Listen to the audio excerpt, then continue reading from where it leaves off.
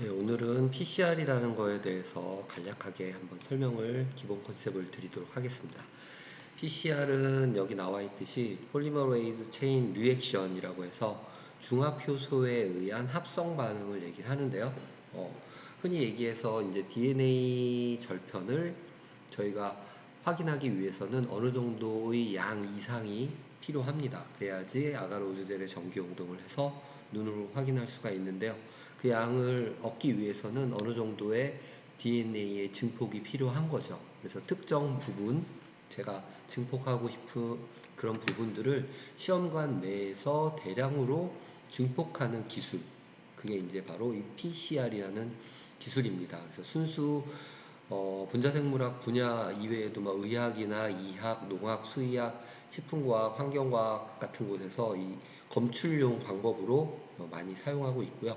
그리고 워낙 아주 소량의 DNA도 증폭을 통해서 대량으로 만들어낼 수 있기 때문에 매우 유용한 분자생물학 도구로 사용되고 있는 기법 중에 하나입니다. 그래서 이 PCR 증폭에 대해서 이제 간단하게 기본적인 컨셉 그리고 거기에 필요한 요소들에 대해서 간략하게 설명을 드릴게요. 각 단계의 반응 온도와 시간이 있는데요.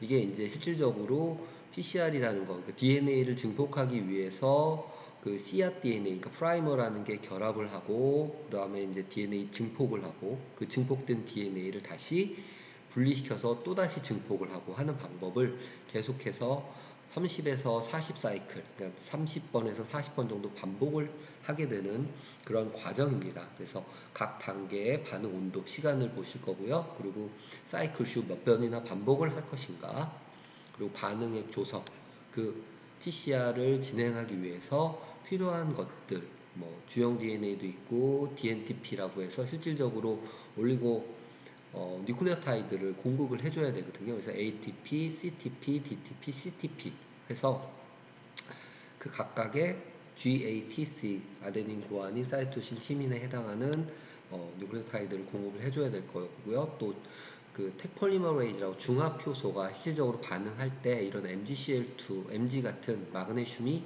이 폴리머레이즈의 활성의 조효소 역할을 하게 됩니다. 그래서 각 반응에게 어떠한 것들이 최적으로 들어가야 반응이 잘 일어나느냐, 어떤 것들이 필수 요소이냐에 대해서 볼 거고요. 그 다음에 이제 프라이머입니다. 프라이머는 씨앗 DNA라고도 하는데 제가 증폭하고 싶은 부분을 한정 짓는, 왜? 이미 우리가 유전자의 서열을 다 알고 있죠.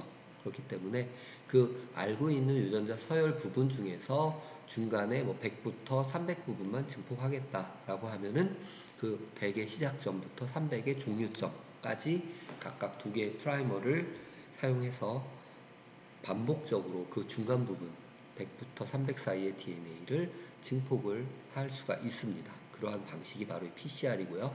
그리고 폴리머레이즈는 어떤 성질을 갖고 있느냐? 일반 우리가 갖고 있는 중합효소랑은 좀 다른 그런 성질을 갖고 있기 때문에 그런 중합효소에 대해서 말씀을 드리도록 하겠습니다. 그래서 PCR, 폴리머레이즈 체인 리액션 방법에 대해서 설명을 할게요. 먼저 반응 조건인데요. 반응 조건은 여기 설명했듯이 이제 변성이라는 과정이 첫 번째 단계입니다. 변성은 다른 의미가 아니고 DNA에 열을 가해서 94도 이상의 열을 가해서 단일 가닥, 한 가닥 DNA로 분리시키는 단계입니다. 그래야지만 두 가닥 DNA가 분리되고 프라이머, 씨앗 DNA가 결합을 할 수 있기 때문에 두 가닥 DNA를 변성시키는 94도 변성 온도가 필요하고요. 그 다음이 프라이머의 어닐링, 프라이머의 결합이죠. 변성돼서 단일 가닥으로 떨어진 DNA에 우리가 증폭하고자 하는 부분, 그러니까 이 부분이죠. 이게 이제 변성을 통해서 떨어지게 되면은 거기에 씨앗 DNA라고 하는 프라이머, 이미 서열을 알고 있기 때문에 가능한 겁니다. 프라이머를 결합시키는 온도가 바로 이 어닐링이라고 하는 온도입니다. 94도로 높였다가 온도를 낮추면서 그 프라이머가 최적으로 결합할 수 있는 대략 한 55도에서 60도 사이로 보는데요. 이게 한 30초에서 1분간의 시간을 줌으로써 프라이머를 결합시키게 됩니다. 그 다음에 이제 결합된 프라이머를 신장시키는 이 부분에 폴리머레이즈가 중합효소가 결합을 해서 DNA를 증폭하게 되는 과정이 이제 이 신장의 과정이죠. 이렇게 프라이머 DNA가 다 합성이라고 되어 있죠. 쭉 합성을 하게 되고 그 새로 만들어진 위에 거 밑에 거 가닥이 또다시 변성이 되고 또다시 합성이 되고 또다시 변성이 되고 합성이 되면서 이렇게, 그래서 이게 한 번의 사이클이라고 보시면 됩니다. 변성, 프라이머 결합, 그다음에 신장, 복제죠, 합성. 이러한 세 가지 단계를 몇 번이나 반복하느냐, 그게 바로 이제 사이클 수가 될 거고요. 그래서 예로 나와 있듯이 94도씨에서 30초 변성 단계, 60에서 68도 신장 단계, 프라이머 결합 단계, 그 다음에 신장 단계를 거쳐서 이 반응을 25번에서 40번 반복을 통해 동일한 DNA를 증폭을 하게 됩니다. 근데 여기에 사용하는 중합효소는 프라이머의 결합 온도가 일반적으로 한 50도 이상, 60도 이 정도이기 때문에 우리 일반 사람에게 존재하는, 동물에게 존재하는 폴리머레이즈는 중합효소는 사용을 할 수가 없습니다. 왜? 사람이나 일반 동물에서 최적화된 온도는 37도이죠. 그렇기 때문에 여기에 사용하는 중합효소는 썰모 아쿠아쿠스 폴리머레이즈라고 해서 간헐천에서 사는 박테리아에서 얻어온 폴리머레이즈입니다. 그래서 온천, 뜨거운 90도 이상의 온천에 사는 박테리아가 자기 DNA를 유전자를 복제하기 위해서 사용하는 중합효소이기 때문에 최적의 활성 온도가 72도입니다. 그렇기 때문에 굉장히 우리가 유용하게 프라이머를 비교적 높은 온도에서 특이적으로 결합을 시키고 그 다음에 DNA를 증폭할 수 있는 그러한 방법이 가능해진 겁니다. 그래서 단계는 여기 있듯이 다시 변성, 프라이머 결합, 신장의 사이클을 반복해서 PCR이라는 것, 원하는 DNA를 증폭하게 되는 겁니다. 그러니까 2의 n승으로 해서 계속해서 DNA 절편의 숫자가 이제 증가하는 그런 형태를 보여주게 될 것이고요. 최종적으로 굉장히 많은 DNA가 증폭됨으로써 와가로즈 젤에 확인을 하면은 확인이 매우 용이하겠죠. 그렇죠? 네.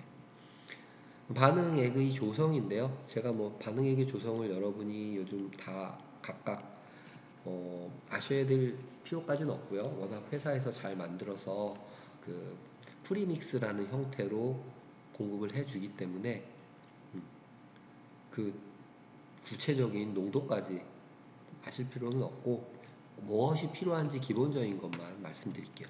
1번이 이제 중합효소입니다. DNA 텍 폴리머레이즈라는 건데요. 그쵸? 중합효소가 있어야 되고요. DNA를 복제를 해야 되니까.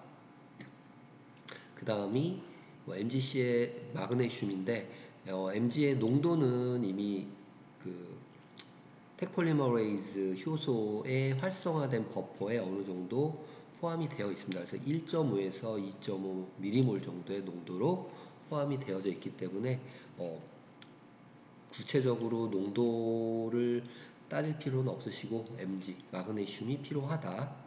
텍폴리머레이즈 활성을 위해서. 그 다음 필요한 게 이제 DNTP라는 겁니다. 이제 통틀어서 우리가 알고 있는 뉴클레오타이드 각각을 합친 형태로 될 건데요. 이 DNTP가 20에서 200 마이크로몰 정도가 이제 필요하고요. 이 DNTP를 PCR 반응을 위해서 이제 첨가를 해주게 되는 거죠. 그 다음이 이제 복제를 할 DNA의 주형이 필요한 거죠. DNA나 RNA. 그래서 이 주형의 전체 부분을 다 복제하는 게 아니고 그 중에서 우리가 필요한 부분들을 복제를 하게 됩니다. 그 필요한 부분을 한정 짓는 것이 cDNA 프라이머라는 거고요. 그래서 주형이 꼭 들어가야 기본 이 주형을 바탕으로 해서 원하는 DNA를 복제할 수 있게 되는 그런 과정이 되는 겁니다. 그래서 전체 PCR의 반응 조건에 대해서는 이 슬라이드를 보시면은 조금 더 도움이 되실 것 같은데요.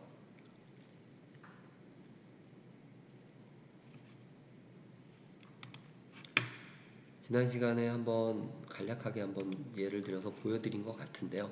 PCR 기계 자체에서 아까 말씀드린 변성, 그리고 이 프라이머가 결합하는 프라이머 어닐링, 그리고 복제를 하게 되죠. 요 빨간색으로 표시된 것들이 DNTP라고 생각하시면 뉴클리오타이드가 와서 하나하나 모여 있어 폴리머레이즈 중합 효소에 의해서 위에 주형이죠. 이게 주형의 상보적인 결합으로 사슬을 복제하게 되는 겁니다. 그래서 요 변성, 프라이머 결합, 그리고 합성을 반복해서 사이클로 30번에서 40번을 진행하게 되는 거죠. 여기 보신 것처럼 first cycle, second cycle, third, fourth 가면서 2의 n승으로 카피 수가 증가하게 되는 거죠. 결국에 2의 30승 하면은 엄청나게 증가한, 증폭된 DNA 분자를 얻을 수가 있는 겁니다. 그래서 이러한 방식을 이용해서 이 PCR을 활용하는 곳은 크게 두 가지라고 생각하시면 되는데요. 우리가 코비드 사태에서 보시면 아셨듯이 아주 소량의 유전자를 검출해서 그것이 존재하는지 안 하는지를 확인할 때 이 PCR 방법을 사용하게 되고요. 또 다른 방법은 우리가 원하는 단백질이 있다고 하면은 그 단백질을 합성할 수가 없습니다. 직접적으로. 그렇기 때문에 이 DNA, 그 단백질을 발현시킬 수 있는 유전 정보를 갖고 있는 DNA 부분을 증폭을 해서 유전자를 발현시킬 수 있는 도구에 집어넣게 되는 거죠. 그 다음에 그것을 동물 세포에서 발현을 시킴으로써 우리가 원하는 사람의 또는 뭐 다른 숙주의 단백질을 정상적으로 증폭시키고 만들어낼 수 있게 되는 겁니다. DNA의 증폭의 사이클 다시 한번 보여드리면요. 디내추레이션 94도씨에서 95도, 뭐 5분에서 10분, 그 다음에 이제 프라이머 5분에서 1분, 프라이머 결합하는 어닐링 50에서 66도, 60도까지도 사용합니다. 그리고 증폭을 하는 익스텐션 증폭, 그래서 변성, 프라이머 결합, 증폭이 PCR의 기본 방식이고요. 프라이머 이제 디자인하는 방법은 여러 가지 방식이 있는데 뭐 시퀀스를 직접적으로 알고 있어야 되고요. 또는 모르고 있더라도 이런 사이트에 들어가서 내가 원하는 유전자를 갖다가 서열을 제공을 해주면은 그 프라이머를 자동으로 최적의 프라이머를 이 프라이머 제작하는 알고리즘에 의해서 제작해서 서열을 알려주게 됩니다. 일반적으로 검출을 위한 프라이머는 뉴클리오타이드, 그러니까 우리가 올리고머라고 얘기하는데 15개 정도면 충분히 검출을 할 수 있고요. 좀 더 특이적으로 내가 원하는 부분에 유전자를 증폭하고 싶다라고 하면은 20개 이상을 사용해서 유전자를 증폭을 하게 됩니다. 그리고 그렇게 증폭된 유전자는 여기 보신 것과 같은 이런 플라스미드라고 부르는데요. 이 앞에 있는 사이토메갈로 바이러스 프로모터인데요. 이 바이러스의 유전자 조절 부위를 집어넣음으로써 우리가 원하는 유전자를 증폭해서 여기다 이제 삽입을 해주면은 이 플라스미드가 이 유전자를 발현시켜서 단백질을 생산할 수 있게 해주는 그러한 시스템입니다. 그래서 유전공학에 해당하는 모든 부분들이 이런 유전자 발현 시스템을 활용해서 유전자를 발현하고 있다라고 생각하시면은 맞을 것 같습니다. 네. 오케이. 그래서 실질적으로 이 PCR에 관련되어 있는 내용들을 어느 정도 이제 말씀을 드렸고요. PCR이 기본적으로 진행됨으로써 우리가 원하는 유전자를 확보하고 그 유전자로 유전공학 또는 질병을 검출할 수 있는 곳에 사용을 할 수 있다라는 정도의 말씀을 드리도록 하겠습니다. 그래서 오늘 PCR에 대해서 간단하게 설명을 드렸고요. 혹시 더 이 PCR의 정보나 아니면 구체적인 내용을 알고 싶다라고 하시면은 요청해 주시면은 제가 그와 관련되어 있는 자료들을 좀 더 추가적으로 보충해서 올려드리도록 하겠습니다. 네, 그럼 PCR은 간략하게 이렇게 설명을 마무리를 하겠습니다. 구체적으로 진행하고 그런 것들은 나중에 다시 보도록 하겠습니다.